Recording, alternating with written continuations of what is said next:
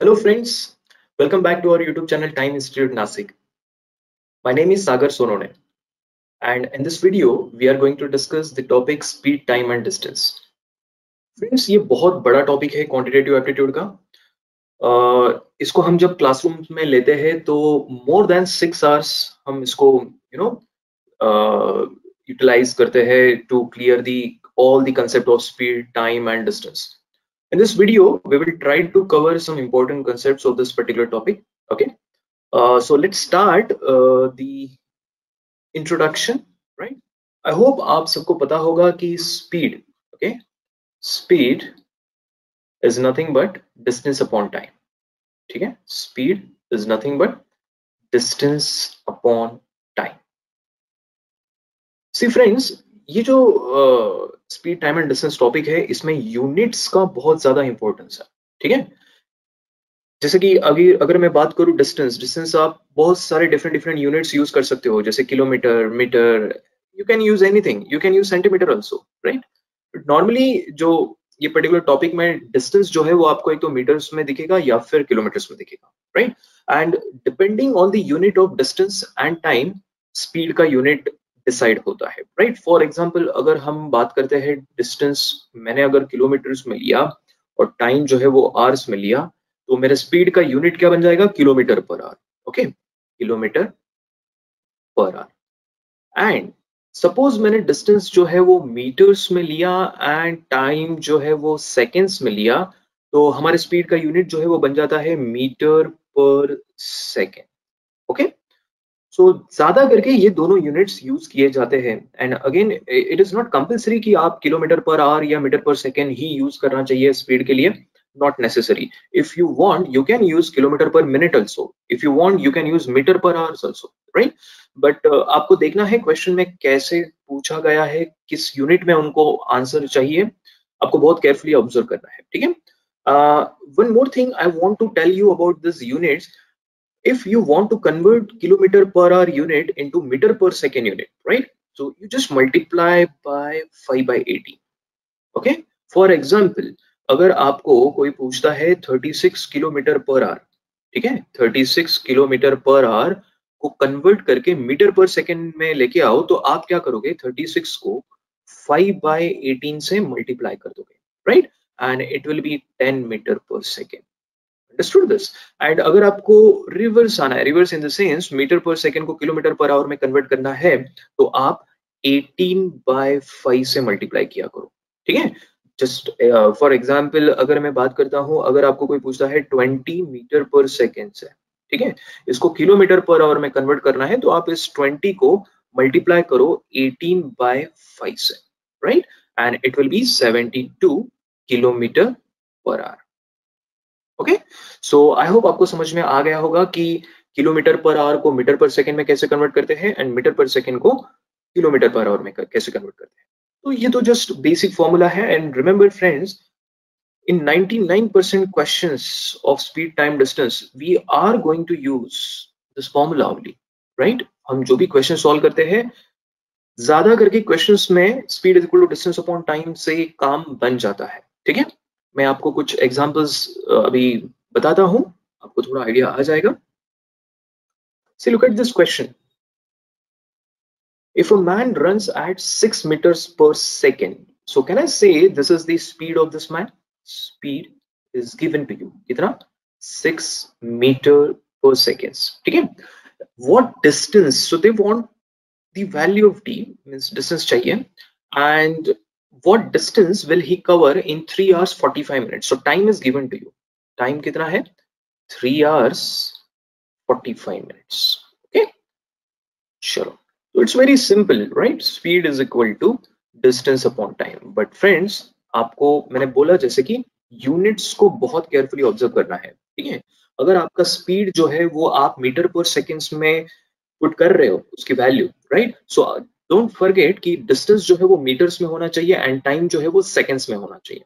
अगर आप speed kilometre पर आवर्स में पुट कर रहे हो तो आपका डिस्टेंस किलोमीटर में होना चाहिए एंड टाइम आवर्स में होना चाहिए। ठीक है, सो अगर मैं बात करूं, उनको जो डिस्टेंस का वैल्यू चाहिए वो किलोमीटर्स में चाहिए, right. So let us assume ये डिस्टेंस किलोमीटर में है, तो हम टाइम जो है वो आवर्स में पुट कर देंगे, राइट, एंड हमारा स्पीड का यूनिट क्या होना चाहिए फिर, किलोमीटर पर आवर होना चाहिए, ठीक है।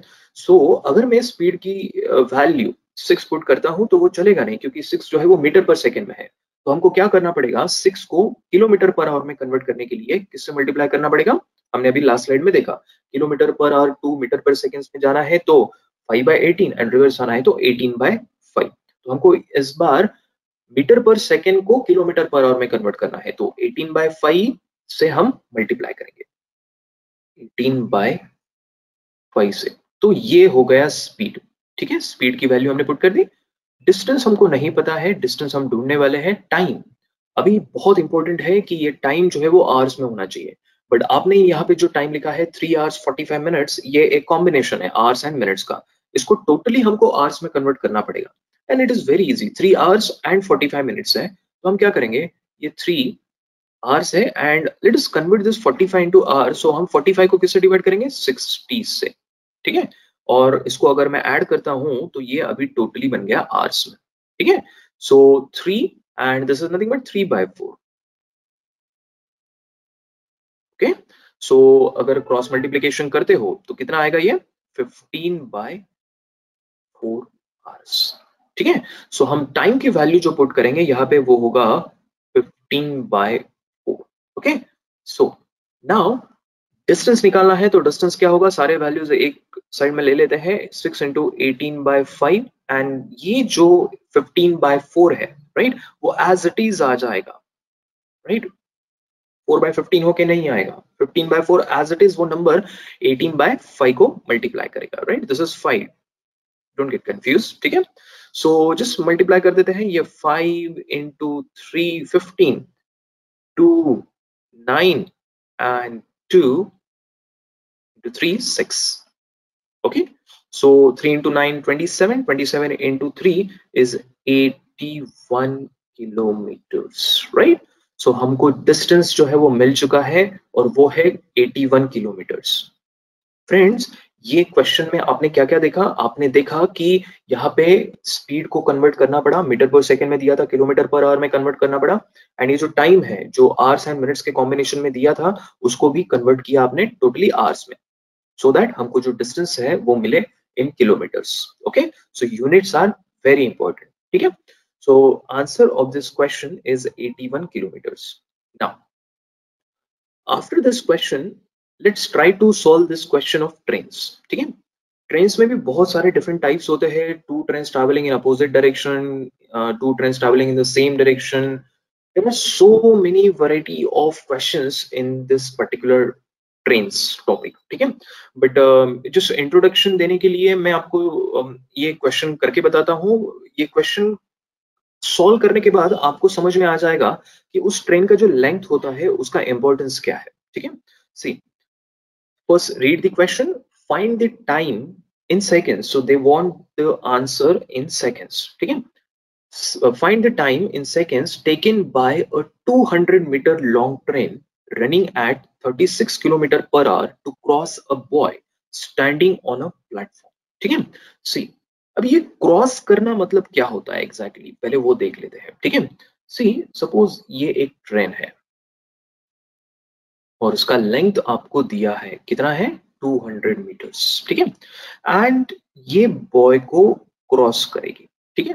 अभी ये ट्रेन इस बॉय को क्रॉस करेगी, इसका मतलब क्या, जब ये ट्रेन, ठीक है, जब ये ट्रेन ये पोजीशन पे आ जाएगी, ठीक है, जब ये ट्रेन ये पोजीशन पे आ जाएगी, then I will say, right, then I will say कि इस ट्रेन ने इस बॉय को क्रॉस कर लिया है। उसका क्रॉसिंग टाइम शुरू होगा ये पोजीशन से, ये जो आपको फर्स्ट पोजीशन दिख रहा है, और क्रॉसिंग टाइम फिनिश होगा जब वो ये पोजीशन पे आ जाएगी, ठीक है। Now can you tell me ये ट्रेन को इस बॉय को क्रॉस करने के लिए कितना डिस्टेंस कवर करना पड़ा है। अगर आप देखते हो इसका फ्रंट एंड वो यहाँ पे था, ओके, जो क्रॉस करने के बाद यहाँ पे आ चुका है, राइट। सो कैन आई से इस ट्रेन ने इतना डिस्टेंस ट्रैवल किया है and this distance is nothing but the length of the train, am I right, this distance is nothing but the length of the train. So इस train को, इस boy को क्रॉस करने के लिए 200 मीटर्स का डिस्टेंस ट्रैवल करना पड़ा, ओके, ठीक है। नाउ यहाँ पे अगर हम हमारा सिंपल सा formula speed is equal to distance upon time use करते हैं, ठीक है, तो यहाँ पे स्पीड तो सिर्फ ट्रेन का होगा। बॉय जो है वो स्टैंडिंग ऑन ए प्लेटफॉर्म है, कहीं भी हो सकता है वो स्टैंडिंग प्लेटफॉर्म पे हो या कहीं भी हो, राइट। सो यहाँ पे स्पीड सिर्फ ट्रेन का कंसिडर किया जाएगा। स्पीड दिया है ट्रेन का, यस 36 किलोमीटर पर आवर, ठीक है। बट अगर आप डिस्टेंस देखते हो तो डिस्टेंस कितना ट्रैवल किया है ट्रेन ने, 200 metres, right. And they want the answer in second, so हमारा डिस्टेंस हम किलोमीटर में नहीं लेंगे, हम डिस्टेंस मीटर्स में ले रहे हैं और टाइम हम सेकेंड्स में ले रहे हैं। तो ऑफ कोर्स हमको स्पीड जो है वो किस में लेना पड़ेगा, मीटर पर सेकेंड्स में लेना पड़ेगा, ठीक है। सो हम क्या करते हैं, अभी स्पीड की वैल्यू 36 पुट कर रहे हैं, बट 36 को कन्वर्ट करेंगे मीटर पर सेकेंड्स में। तो 36 इंटू हम क्या करेंगे 5/80, ये रहा speed is equal to distance. Distance कितना हमने बोला है 200 metres, right. And time, time जो है वो ट्रैवल करना है उनको, ठीक है, टाइम जो है वो हमको निकालना है, ठीक है। So that's it. ये जो लेफ्ट हैंड साइड दिख रहा है वो है मीटर पर सेकेंड्स, एंड ये 200 जो दिख रहा है वो मीटर्स में है, एंड टाइम जो है वो सेकेंड्स में, ठीक है। So let's try to find out the value of time, okay, which will be in seconds. Do not forget this. So this is 10, 18 into 2 करते हैं तो 36, 5 into 2 10, 10 डिवाइड करेगा 200 को, so it will be 20 seconds, right? So इस train को, इस boy को अगर क्रॉस करना है तो 20 seconds लगेंगे। Is that clear? So यहाँ पे जो डिस्टेंस ट्रैवल किया है ट्रेन ने, which is nothing but length of this train, ठीक है। Okay, so after covering this question, trains का क्वेश्चन होने के बाद अभी हम देखते हैं रिलेटिव स्पीड क्या होता है। देखो अब तक हमने सिर्फ 2 क्वेश्चंस किए जिसमें ओनली वन पर्सन या ओनली वन ट्रेन या only one body was travelling, right. Relative speed कब फोकस में आता है, जब in your question there are more than one bodies, right, जो ट्रैवल कर रही है। हो सकता है वो सेम डायरेक्शन में जा रहा है या फिर वो अपोजिट डायरेक्शन में जा रहा है, ठीक है। सी, रिलेटिव स्पीड में आपको सिर्फ 2 चीजें याद रखनी है। पहली बात तो if two bodies are moving in the same direction, the relative speed is equal to the difference of the speeds of the 2 bodies. मैं कहना क्या चाहता हूं, देखो सेम डायरेक्शन बोला गया है, मतलब सपोज एक कार है, राइट, ये यहां से जा रही है, ऐसे जा रही है, और एक दूसरी कार भी सेम डायरेक्शन में जा रही है। लेट अस अज्यूम ये जो कार है उसका स्पीड है 25 मीटर पर सेकेंड, ओके, और इस कार का स्पीड है 15 मीटर पर सेकेंड, ठीक है, कुछ भी हो सकता है। तो इन दोनों का रिलेटिव स्पीड अगर मुझे ढूंढना है तो मुझे डिफरेंस लेना पड़ेगा, 25 एंड 15 का डिफरेंस लेना पड़ेगा, which is nothing but 10 metre per second. So speed की वैल्यू होगी, जो रिलेटिव स्पीड हम जिसको बोलते हैं, इफेक्टिव स्पीड भी बोलते हैं बहुत लोग, सो 10 metre per second will be the value of the relative speed. ये हो गया सेम डायरेक्शन के लिए। Now if two bodies are moving in opposite direction, the relative speed is equal to the sum of the speeds of two bodies. मतलब suppose यही car ऐसे जा रहा था, ठीक है, 25 मीटर पर सेकेंड, और एक कार है दूसरी जो यहाँ से अपोजिट डायरेक्शन में आ रही है जिसका स्पीड है 15 मीटर पर सेकेंड, ठीक है। सो रिलेटिव स्पीड इस केस में क्या होगा, इसमें 25 एंड 15 का एडिशन होगा, right, which is nothing but 40 metres per second, right. So अगर वो सेम डायरेक्शन में जा रहे हैं तो स्पीड्स का difference as a relative speed लेना पड़ेगा, एंड जब वो अपोजिट डायरेक्शन में जाते हैं तो स्पीड्स का addition as a relative speed आपको लेना पड़ेगा, राइट। मैं अगेन बोलता हूँ, रिलेटिव स्पीड को कभी कभी इफेक्टिव स्पीड भी बोला जाता है, but we will use this word only, relative speed, okay. So relative speed पे एक क्वेश्चन हम सॉल्व करते हैं सो दैट आपको पूरा क्लियर हो जाएगा कंसेप्ट कि एग्जैक्टली रिलेटिव स्पीड होता क्या है, ठीक है। So look at this question,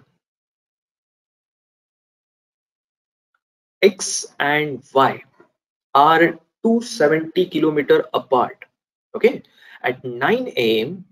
buses A and B left x and y for y and x respectively.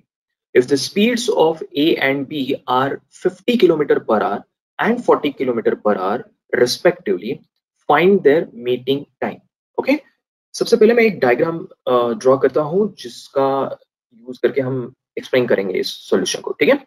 So let us assume this is point x, okay, और ये है point y, और दोनों के बीच में उनके जो डिस्टेंस है वो कितना बोला है उन्होंने, 270 किलोमीटर्स। ओके,